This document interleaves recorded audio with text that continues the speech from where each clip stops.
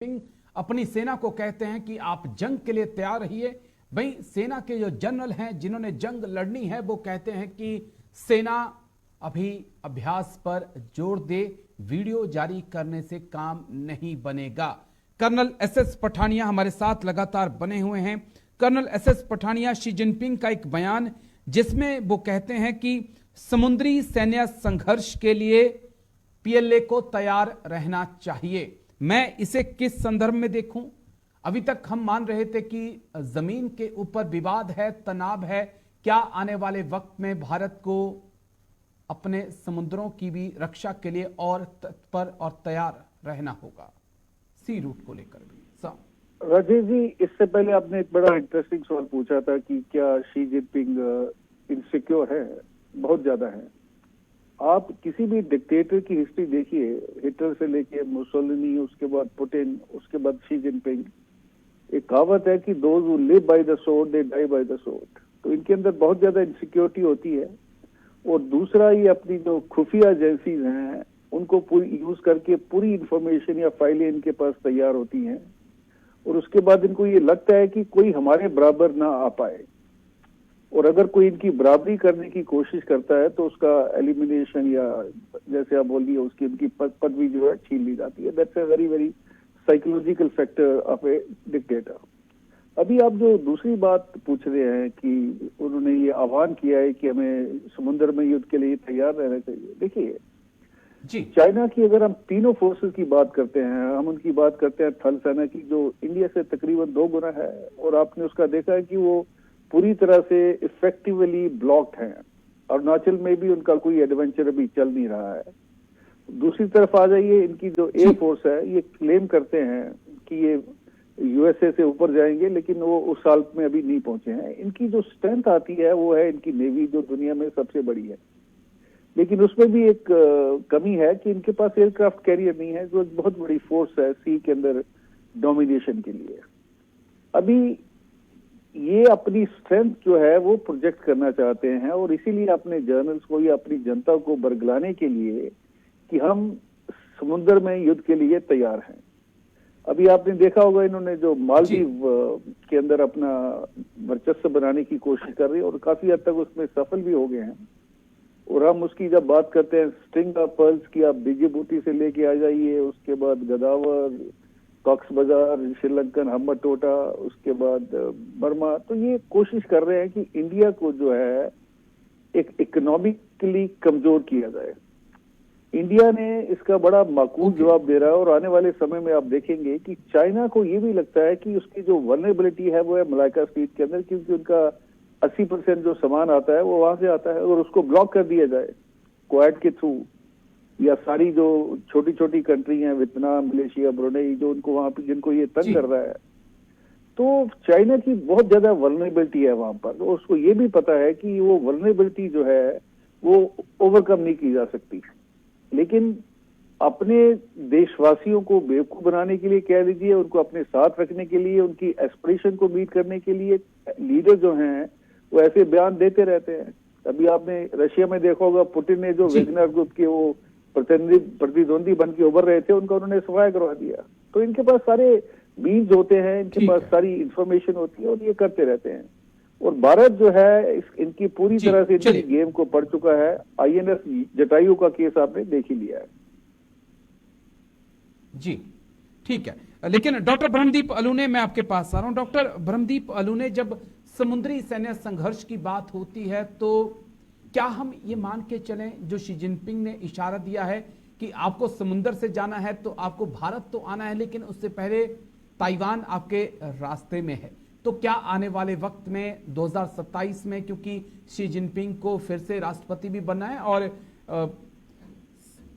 चीन की Xi Jinping की पार्टी के 100 साल भी पूरे होने हैं, तो उसको लेकर समझना चाहूंगा। जापान भी समुद्र से ही रास्ते में मिलेगा, समुद्र के जरिए उनको वहां तक जाना होगा। अमेरिका भी अगर पहुंचना है तो समुद्र के जरिए ही उनको पहुंचना होगा। किस लिहाज से देखें, क्या ये एक चेतावनी है उन पड़ोसी देशों को जो समुद्री सीमा चीन के साथ साझा करते हैं, या फिर दूसरा पहलू यह भी है कि चीन अपने जो व्यापार है उसको सुरक्षित रखना चाहता है? 2012 में पहली बार सार्वजनिक तौर पर शी जिनपिंग ने घोषणा की थी कि उनका देश, उनका जो लक्ष्य है वो समुद्री शक्ति बनना है। समुद्री शक्ति को लेकर उन्होंने बहुत क्लियर कहा था। देखिए, चीन से हिंद महासागर का तट बहुत दूर है, लेकिन हिंद महासागर जो है वो लाइफलाइन कही जाती है दुनिया के व्यापार की और चीन के व्यापार की भी। तमाम दबाव के बावजूद जिस देश से हिंद महासागर के तट बहुत दूर है, जिस देश की आप मलक्का जलडमरू को आप बाधित करके जिस देश में आइल जाना रोक सकते हैं, वो जो चीन है, उसने मालदीव में बंदरगाह बना लिया है, उसने हब्बन टोटा में बंदरगाह बना लिया है, उसने ग्वादर में बंदरगाह बना लिया है। और वो अब ग्वादर और जो हब्बन टोटा का बंदरगाह है उसकी एक लिंक लाइन के तौर पर मालदीव को जो माले है उसको डेवलप कर रहा है। आप सोचिए कि इसके साथ ही साथ चीन कितना पावरफुल हुआ इस दौर में कि उसके जो जहाज है शोध के नाम पर जो घूम रहे हैं, उनके उसमें जो कैमरे लगे होते हैं उनकी इतनी रेंज होती है कि वो मालदीव से वो दूर तक, मतलब नई दिल्ली तक 3000 किलोमीटर तक दूर तक वो देख सकता है। मतलब भारत का जो पश्चिम और दक्षिणी तट है, वो तट जो है अब वो असुरक्षित हो गया है, क्योंकि जो हमारे रक्षा अनुसंधान केंद्र है, जो हमारे अंतरिक्ष केंद्र है, वो उसकी जद में आ गए हैं। तो दरअसल बात यह है कि चीन इस बात को बेहतर तरीके से जानता है कि यदि उसको वैश्विक तौर पर, देखिए आप, हिटलर क्यों युद्ध हार गया था, नेपोलियन बोनापार्ट क्यों युद्ध हार गया था, क्योंकि समुद्र में ब्रिटेन जो है वो बहुत बड़ी शक्ति थी। तो शी जिनपिंग इस बात को बेहतर तरीके से जानते हैं कि यदि मलक्का जलडमरू मध्य को ब्रेक कर दिया गया तो उसकी लाइफलाइन जो उसको काट दिया जाएगा।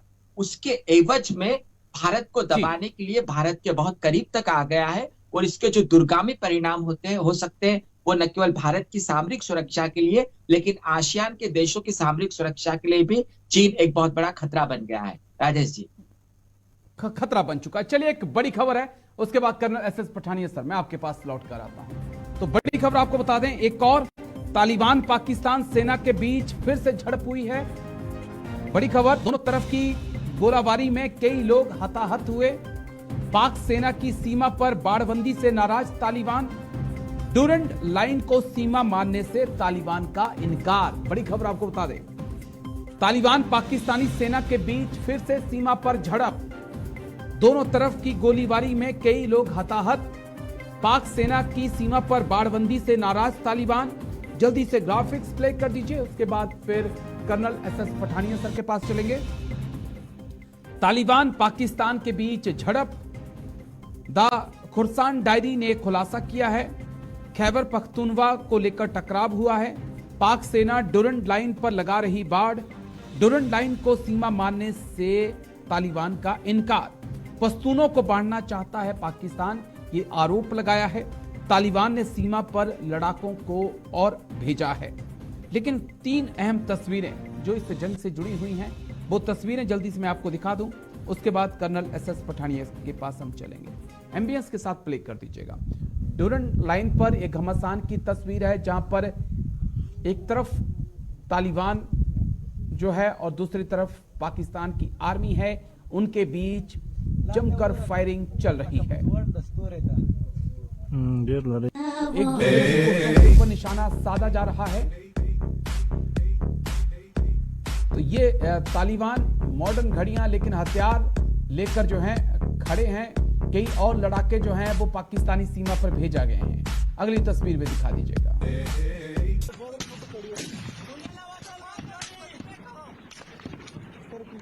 ये अहम तस्वीर है। ये तालिबान जो हैं लगातार पाकिस्तानी पोस्टों पर निशाना साध रहे हैं, विरोध डूरंड लाइन को है। हैरानगी की बात जो है वो ये है कि इसी पाकिस्तान ने तालिबान को 20 साल तक पाला था, अमेरिका से छुपाकर बचाकर, और अमेरिका को बताया था कि कोई तालिबानी यहां पर नहीं है। और आज यही तालिबान जो है अब नासूर उनके लिए बन चुका है। कर्नल एसएस पठानिया, ये तस्वीरें बहुत कुछ बयां कर रही हैं कि डूरंड लाइन पर सब कुछ ठीक नहीं है। पाकिस्तान ने जिसे पाला था वो अब डस भी रहा है और निगलने के लिए तैयार भी है। कर्नल पठानिया, बिल्कुल सही कह रहे हैं आप। देखिए, ये कोई नया विवाद नहीं है। जहां तक तालिबान और पाकिस्तान का सवाल है।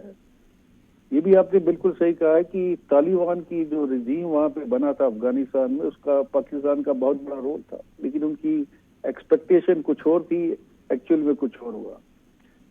अभी इसके संदर्भ में आप ये भी देखिएगा कि कुछ महीने पहले पाकिस्तान ने जो अफगानिस्तान के रिफ्यूजी थे उनको वापस भेजना शुरू किया था, जिसको काफी रिएक्ट किया था अफगानिस्तान ने, लेकिन वो उसमें इन्होंने कुछ लाख लोग जो है वापस भेज भी दिए थे। अभी चीजें जो हैं आस्ते आस्ते और एस्केलेट होंगी। आप पूरे अगर संदर्भ में देखिए हो तो इस समय ईरान के साथ भी उनकी जो लड़ाई, छोटी लड़ाई है लेकिन चल रही है, अफगानिस्तान के साथ भी चल रही है। वो टीटीपी जो है, तहरीके तालिबान पाकिस्तान, जिसको पाकिस्तान ब्लेम करता है कि उनको जो है नर्चर और एनकरेज और फंडिंग और वेपन ये सब तालिबान कर रहा है। तो इनकी जो इंटरनल स्थिति है वो काफी हद तक बिगड़ चुकी है। उसके बाद आप देखिए बलूचिस्तान में क्या हो रहा है। तो ये आस्ते आस्ते ये चीजें और बद से बदतर होंगी और ये पाकिस्तान को इसके जो परिणाम है वो भुगतने होंगे, क्योंकि टेररिज्म से किसी ना किसी समय टेररिज्म जो आप दुनिया में क्रिएट कर रहे हैं वो आपको आएगा और उसका फल आपको भी भुगतना पड़ेगा। जी, लेकिन डॉक्टर ब्रह्मदीप आलू ने हिलरी क्लिंटन की वो पंक्ति याद आ जाती है जो उन्होंने पाकिस्तान में ही जाकर कही थी कि घर के पीछे सांप पालोगे और सोचोगे कि पड़ोसी को ही काटेगा, तो ऐसा तो होगा नहीं, एक दिन वो आपको भी डस लेगा। और क्या वो वक्त पाकिस्तान के लिए आ चुका है और पाकिस्तान उन चीजों को अब फेस कर रहा है? हालांकि ये शुरुआत है, आने वाला वक्त जैसा कर्नल पठानिया ने कहा और बुरा पाकिस्तान के लिए होगा।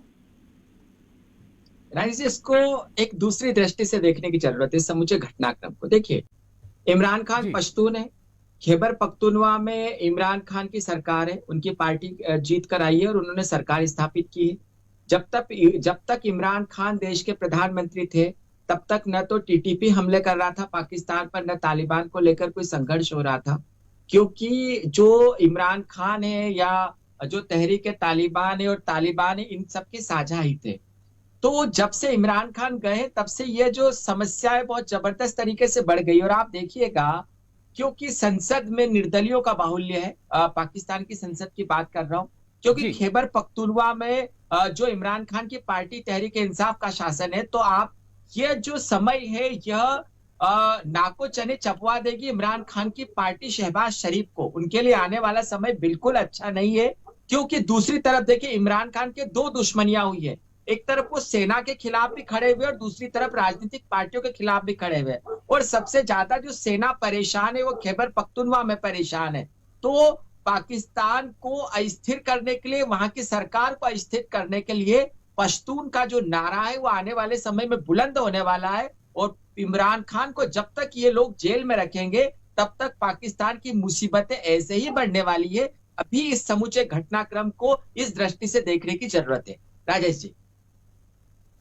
ठीक है कर्नल एस.एस. पठानिया, लेकिन क्या पाकिस्तान एशिया का नासूर बन चुका है? जिस प्रकार से भारत पिछले 3 दशकों से उसके आतंकवाद से परेशान है, जिस प्रकार से अफगानिस्तान की जो आज हालत है, इसके लिए कोई और जिम्मेदार नहीं, पाकिस्तान ही जिम्मेदार है। यहां तक कि ईरान ने भी अब यह मान लिया है कि पाकिस्तान ही वो देश है जो उसके यहां पर आतंकी हमले करा रहा है। किस प्रकार से हम पाकिस्तान की जो मौजूदा स्थिति है, भौगोलिक स्थिति है, उसे हम देखें? देखिए, पाकिस्तान बड़ी सालों से एक कंट्री के रूप में जाना जाता है जो टेररिज्म को ब्रीड करती है, उसको सपोर्ट करती है और पूरे विश्व में फैलाती है। तो हम ये नहीं कह सकते कि ईरान अफेक्टेड है या इंडिया अफेक्टेड है, सारे अफेक्टेड है। और इनकी जो मेन इसकी वजह है वो है इनकी एस्टेब्लिशमेंट, या जिसको आप आर्मी बोलते हैं। आर्मी को एक अस्थिर पाकिस्तान चाहिए, एक वल्नरेबल और एक गरीब पाकिस्तान चाहिए, जिसके अंदर वो अपने रूल को लागू कर सके, अपने जो पैसे बनाने हैं उसको बना सके, और ये जो ड्रग का कल्चर है इसको बढ़ाए दे और इससे पैसे कमाए। अभी उसके परिणाम पाकिस्तान भुगत रहा है। आप ये देखिए, वहां पे आप इकोनॉमिकल जो स्टेबिलिटी है वो बिल्कुल खत्म हो चुकी है। पॉलिटिकल वहां पे क्योस चल रहा है, स्ट्रेटेजिकली ये फेल हो रहे हैं। इनको अभी लोन देने के लिए कोई आगे आ नहीं आ रहा है। $86 बिलियन का इनका डेट है और इनका तकरीबन जीडीपी का 75 से 80% वो डेब्ट को पे करने के लिए जा रहा है। और ये क्या करते हैं कि अगर मैंने आपको डेबिट दिया हुआ है या आपने मेरे को डेट दिया हुआ है तो मैं किसी दूसरे से लेके आपको उसकी भरपाई कर सकता हूँ। ये गेम जो है ज्यादा देर तो चलेगी नहीं। और इसका जो दूरगामी और जो वर्तमान में जो परिणाम है वो सफर कर रही है। आप पेट्रोल के दाम देखिए वहां पे, और डॉलर की गिरती हुई कीमत देखिए। अभी सबसे बड़ा कंसर्न है कि एक न्यूक्लियर नेशन है और इसकी जो न्यूक्लियर बॉम्ब अगर गलत हाथों में पड़ जाते हैं तो you can imagine that what kind of a catastrophe is going to set up in the entire world, what kind of a fear is going to be there. तो पूरे दुनिया को इनके ऊपर अंकुश लगाना जरूरी है। इनके न्यूक्लियर आर्सेनल को सिक्योर और सेफ बनाना भी बहुत जरूरी है इसके साथ साथ ही। ठीक है, लेकिन डॉक्टर ब्रह्मदीप अलू ने एक पॉइंट और भी है जो बड़ा इंटरेस्टिंग हो जाता है। दुनिया भर को भी पता है, यूएन को पता है, अमेरिका को पता है, फ्रांस को पता है, कई देशों को पता है कि जो मिलिटेंसी की फैक्ट्री है वो इस्लामाबाद से चलती है और जनरल मुनीर उसके सीईओ हैं। लेकिन उसके बाद भी वो अमेरिका के फेवरेट हैं और चीन के भी वो फेवरेट हैं और अब तो खबरें यहां तक हैं कि रूस के भी फेवरेट हो चुके हैं। मैं पाकिस्तान को लेकर बात कर रहा हूं, किस लिहाज से देखें? देखिए राजेश जी, जो महाशक्तियां हैं उनकी जो प्रतिद्वंदिता है उसको बनाए रखने के लिए इस प्रतिद्वंदिता के बीच मनोवैज्ञानिक तौर पर जो दूसरे देशों पर दबाव बनाने के लिए पाकिस्तान के जैसे देशों की बहुत जरूरत होती है। वो इसलिए भी जरूरी है क्योंकि यदि कोई देश अपनी सेना भेजता है तो यदि उसके सैनिक मर जाते हैं तो फिर अपने देश में उसकी आलोचना होती है। इसके लिए क्या, इस चीज से बचने के लिए महाशक्तियों ने डमी सेनाओं को खड़ा किया है या जो समानांतर लड़ने वाली ऐसी सेनाओं को खड़ा किया है जो पैसे लेकर लड़ ले या जो जिहाद के नाम पर लड़ ले। तो ऐसे देशों के लिए जो पाकिस्तान है बहुत मुफीद जगह है। और पाकिस्तान के देखिए भाड़े के सैनिक सूडान लड़ने चले जाते हैं, अजरबैजान लड़ने चले जाते हैं। तो पाकिस्तान को अमेरिका को पाकिस्तान की जरूरत इसलिए है क्योंकि पाकिस्तान मध्य पूर्व को भी छूता है, पाकिस्तान चीन को भी छूता है, पाकिस्तान रूस को भी छूता है।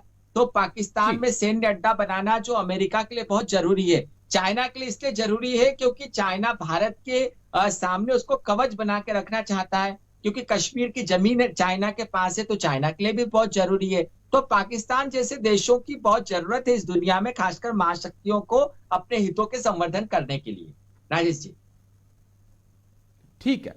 कर्नल एसएस पठानिया, बस मेरा एक आखिरी पॉइंट, नई सरकार आ चुकी है, शहबाज शरीफ प्रधानमंत्री हैं, आसिफ अली जरदारी अब राष्ट्रपति हैं।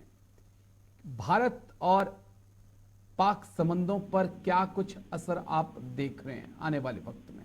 किस तरफ बढ़ेंगे संबंध सर? आखिरी देखिए, एक ये स्क्रिप्ट लिखी हुई थी और उसको बड़ा बखूबी उन्होंने अंजाम किया है। इतनी धांधली हुई है इस इलेक्शन में कि whole world is aware of that. अभी शहबाज शरीफ जो है वो एक पपेट प्राइम मिनिस्टर है और उनकी जो अप्रूवल हुआ है, उनके पास कुछ 70 या 80 सीटें हैं और पीपल पार्टी ने उनको सपोर्ट किया है। उसके एवज में उन्होंने जरदारी जी को राष्ट्रपति बना दिया। तो ये एक क्विड प्रो क्वो की गेम खेली जा रही है जिसपे एक दूसरे के इंटरेस्ट देखे जा रहे हैं। अभी ये कितनी देर गवर्नमेंट रहेगी नोबडी नोज। जिस दिन पीपल्स पार्टी, और उनका इतिहास भी है, जिस दिन वो सपोर्ट विड्रॉ करेंगे गवर्नमेंट गिर जाएगी जी। शहजाद शरीफ, देखिए इस शहजाद शरीफ जो है वो इशारे पे चलेंगे नवाज शरीफ के। नवाज शरीफ जो है थोड़े सेंसिबल लीडर हैं और इस बात में विश्वास रखते हैं कि भारत के साथ रिश्तों को बेहतर बनाना पाकिस्तान के हित में है।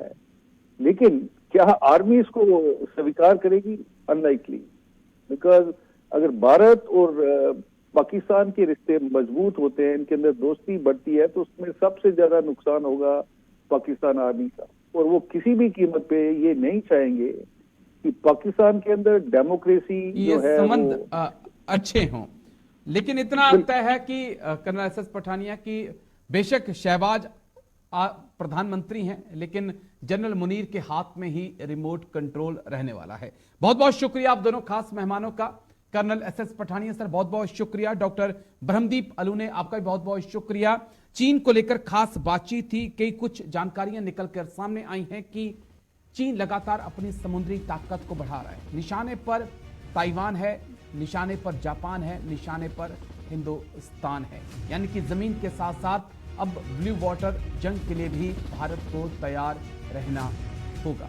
तो डिफेंस स्पेशल में अभी मेरे साथ इतना ही। इसके बाद हम ग्लोबल ब्रेकिंग के जरिए आपके साथ जुड़ेंगे, जहां पर दुनिया भर से तमाम बड़ी खबरें हम लेकर आते हैं आपके लिए। छोटा सा ब्रेक, उसके बाद फिर ग्लोबल ब्रेकिंग।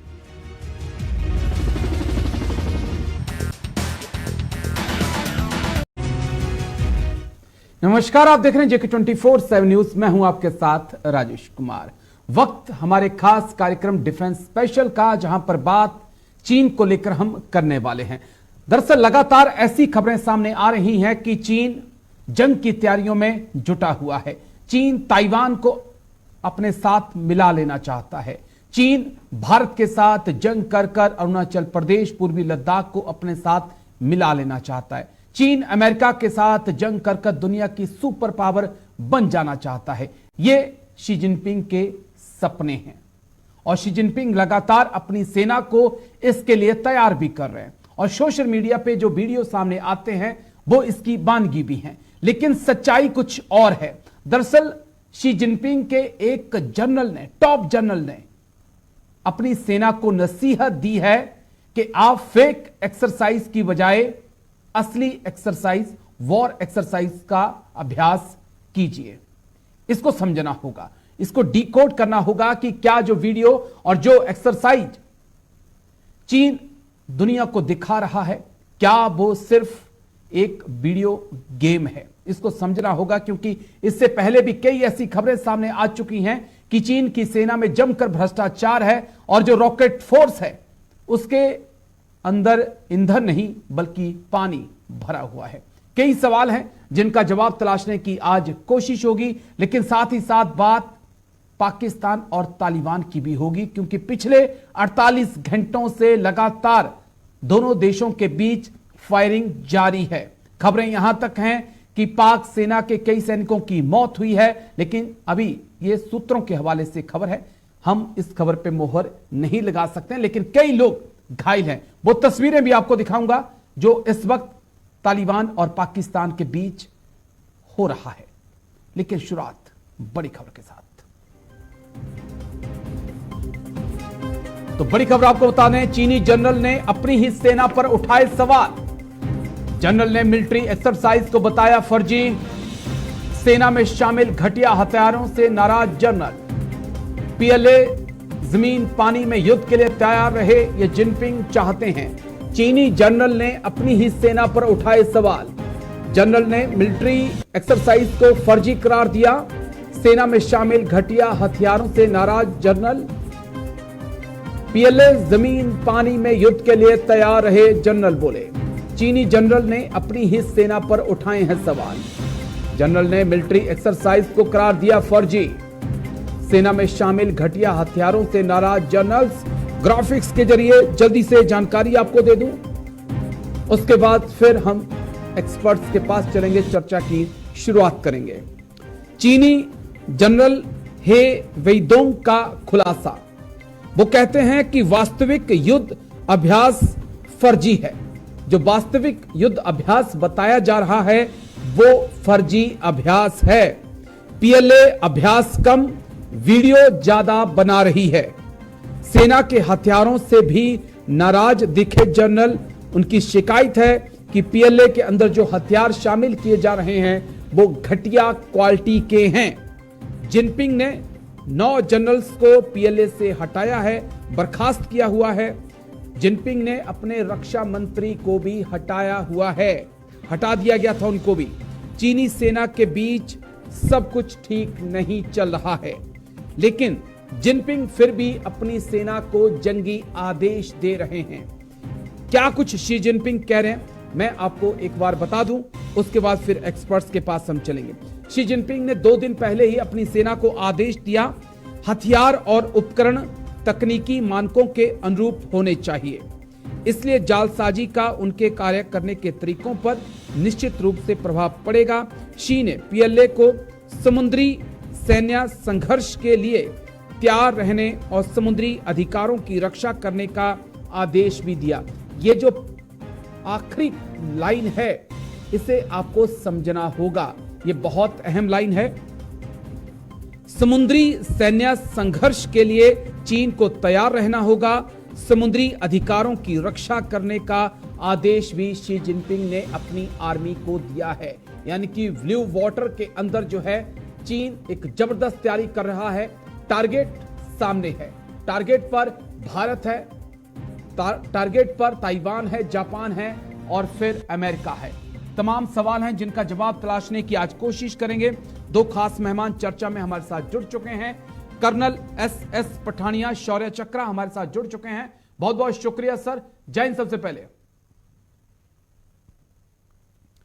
डॉक्टर ब्रह्मदीप अलूने विदेश मामलों के जानकार हैं। बहुत बहुत शुक्रिया डॉक्टर ब्रह्मदीप अलूने। जय हिंद आपको भी। जय जय। कर्नल एस पठानिया सर, चर्चा की शुरुआत आपके साथ करना चाहूंगा। चीनी जनरल्स कहते हैं हे वेइदोंग, टॉप 3 जनरल्स में नाम इनका शामिल है।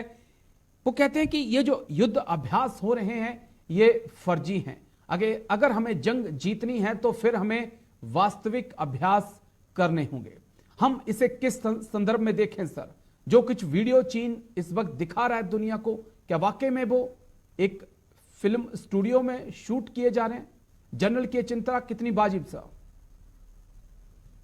देखिए राजेश जी, जहां तक चाइना का सवाल है और उसकी क्रेडिबिलिटी का सवाल है और उसके जो प्रोजेक्शन का सवाल है, वो हमेशा से डाउट में रहा है।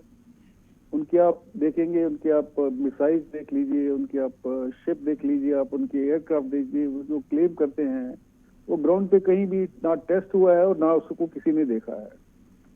अभी चाइना की जो इस समय जो इंटरनल सिचुएशन है और ये जर्नल क्लेम कर रहे हैं, तो इसके अंदर काफी दम होने की संभावना है। और आप देख रही हैं कि वहां पे जो इनकी जो पार्टी है, शी जिनकी पार्टी, कम्युनिस्ट पार्टी के अंदर इनकी पकड़ जो है वो आस्ते आस्ते कमजोर पड़ती जा रही है। और इन्होंने एक पर्च का सिस्टम शुरू किया कि जो भी इनके खिलाफ डिसेंट करता है उसको तो या जेल में डाल देते हैं या गायब कर देते हैं। तो मेरे को तो बहुत ज्यादा क्रेडिबिलिटी लगती है उनके स्टेटमेंट में कि चाइना अपनी वीडियोग्राफी स्किल के ऊपर दूसरे देशों को ये बताना चाहता है कि वो अमेरिका से आगे है।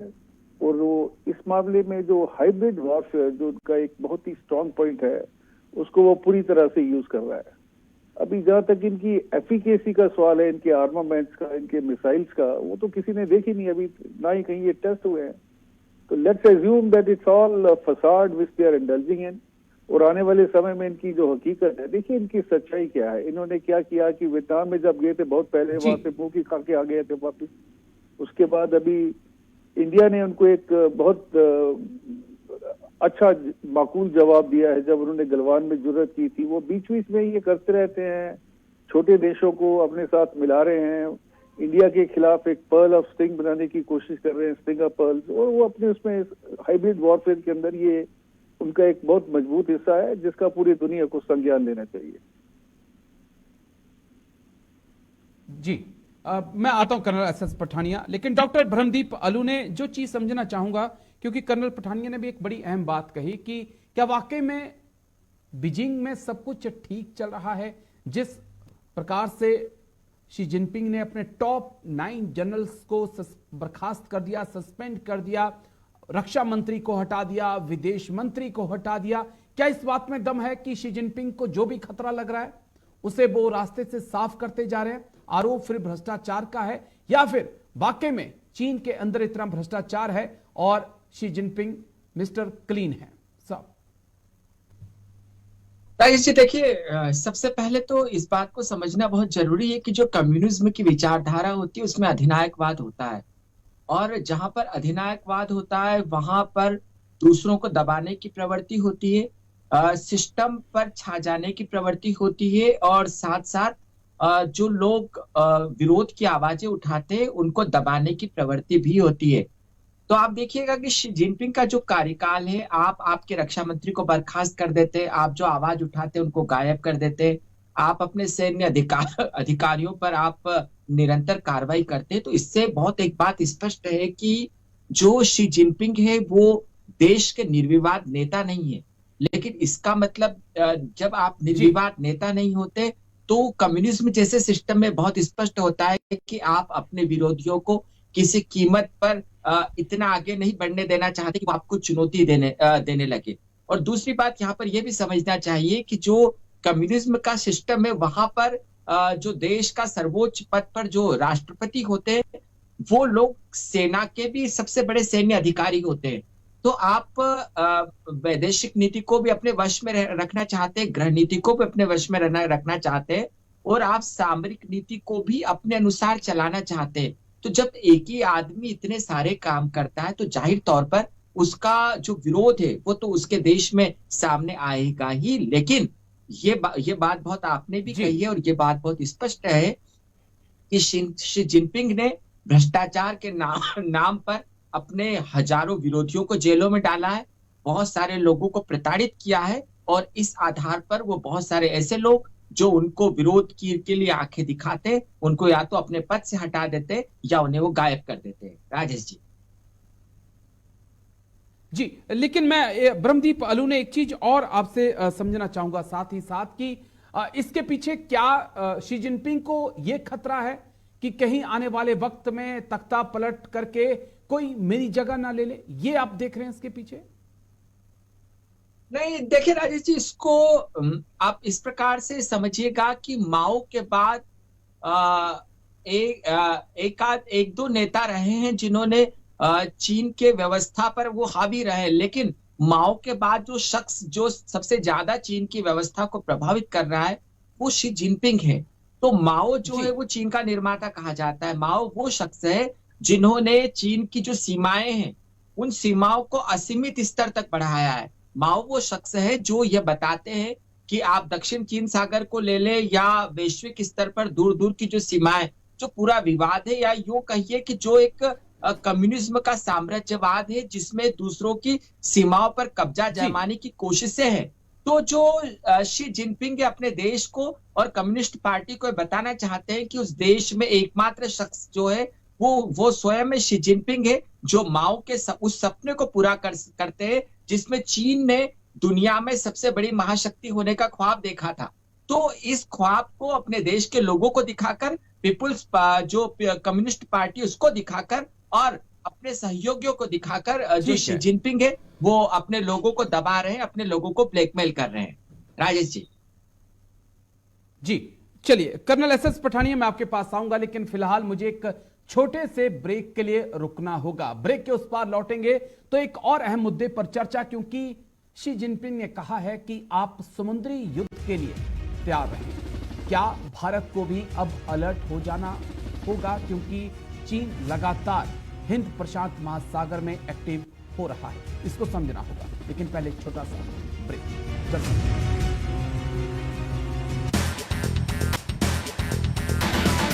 दिखाते हैं, शुरुआत बड़ी खबर के साथ करेंगे।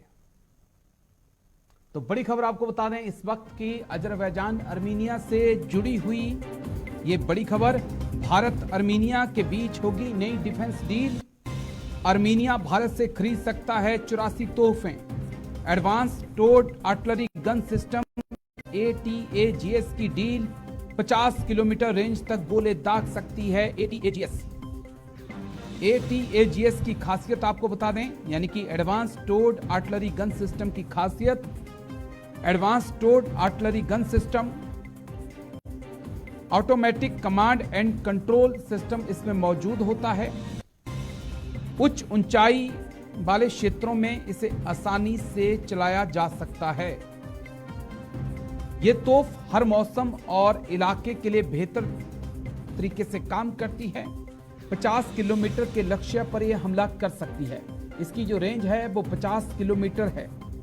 60 सेकंड में 5 राउंड दाग सकती है, और तो और 60 मिनट में 60 राउंड फायरिंग ये तोप कर सकती है। इसको लेकर हमने एक्सपर्ट से बात की। मेजर जनरल रिटायर्ड राजन कोचर जाने माने डिफेंस एक्सपर्ट हैं। उन्होंने क्या कुछ कहा इस डील को लेकर, जल्दी से आपको। Advance towed artillery gun system ये भारत में इंडिजिनसली ये मैन्युफैक्चर हो रहा है, और खबर ये है कि इसको हम आर्मेनिया को हम इसको एक्सपोर्ट कर रहे हैं, बिकॉज बेसिकली आज आर्मेनिया की लड़ाई अजरबैजान के साथ है और आर्टिलरी सिस्टम्स काफ़ी इफ़ेक्टिव होते हैं दुश्मन का एडवांस रोकने के लिए, स्पेशली टैंक कॉलम्स के अगेंस्ट और मोबाइल मैकेनाइज्ड कॉलम्स के अगेंस्ट। तो ये एडवांस सिस्टम हम इनको दे रहे हैं आर्मेनिया को। ये एक दिखाता है कि भारत की जो मेक इन इंडिया प्रोग्राम है उसकी क्षमता अब इतनी अच्छी हो गई है कि बाकी देशों की भी मांग हो रही है हमारे सिस्टम्स को लेने के लिए। और ये 155 mm RT गन के ऊपर है ये सिस्टम बेस्ड, और ये मोबाइल है, इसका रेट ऑफ फायर काफ़ी अच्छा है। और ये जितने भी वर्ल्ड के टोड आर्टिलरी के गन सिस्टम। इसी बीच एक और बड़ी खबर आपको बता दें, अमेरिका के फाइटर जेट F-35 ने कर दिखाया कमाल। अमेरिका का F-35 परमाणु हथियार से हुआ लैस। 5वीं पीढ़ी के विमानों में सिर्फ F-35 के पास ये ताकत। रूस, चीन, नॉर्थ कोरिया की अमेरिका ने बढ़ाई टेंशन। बड़ी खबर आपको बता दें, अमेरिका के फाइटर जेट F-35 ने कर दिखाया कमाल। अमेरिका का F-35 परमाणु हथियारों से हुआ लैस। 5वीं पीढ़ी के विमानों में सिर्फ F-35 के पास ये ताकत है कि वो परमाणु हमला भी कर सकता है। जाने माने defence expert group captain UK Devnath से हमने इसको लेकर जानकारी मांगी कि आखिरकार किस प्रकार से F-35 जो है परमाणु हथियार दागेगा। क्या कुछ उनकी तरफ से कहा गया, जल्दी से आपको सुना देते हैं। पेंटागन के प्रवक्ता ने एक बयान जारी कर यह घोषित किया है कि अब अमेरिका की वायुसेना के 5th जनरेशन स्टेल्थ फाइटर विमान F-35 न्यूक्लियर बम ले जाने के लिए कैपेबल हो गए हैं। इस घोषणा के अनुसार अब F-35 विमान में 2 B-61 टैक्टिकल न्यूक्लियर वेपन्स ले जा सकेंगे। गौरतलब बात है कि B-61 एक छोटा वाला टैक्टिकल न्यूक्लियर बम है जिसकी मैक्सिमम यील्ड 50 किलोटन तक हो सकती है। कंपैरिजन के लिए जापान में हिरोशिमा और नागासाकी में जो बम गिराए गए थे उनकी यील्ड 15 किलोटन थी।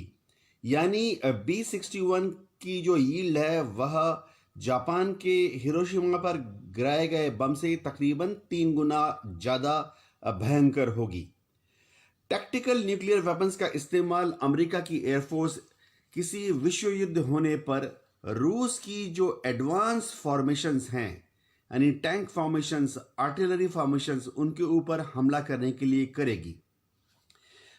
न्यूक्लियर वेपन्स को 2 कैटेगरी में बांटा जाता है। एक तो हो गया भारी हैवी न्यूक्लियर वेपन्स जिनकी यील्ड यानी ताकत को मेगाटन में आंका जाता है। इनका इस्तेमाल युद्ध के दौरान यानी अमेरिका का जो F-35 लड़ाकू विमान है वो भी परमाणु बमों से हमला दुश्मन देश पर कर सकता है। सबसे इंटरेस्टिंग बात की जो 5th जनरेशन फाइटर जेट हैं उसमें से ये सिर्फ F-35 ही अभी तक कर पाया है और ये अमेरिका के लिए एक बड़ी अचीवमेंट हो सकती है। तो ग्लोबल ब्रेकिंग में आज मेरे साथ इतना ही। कल फिर होगी मुलाकात। दीजिए इजाजत, नमस्कार।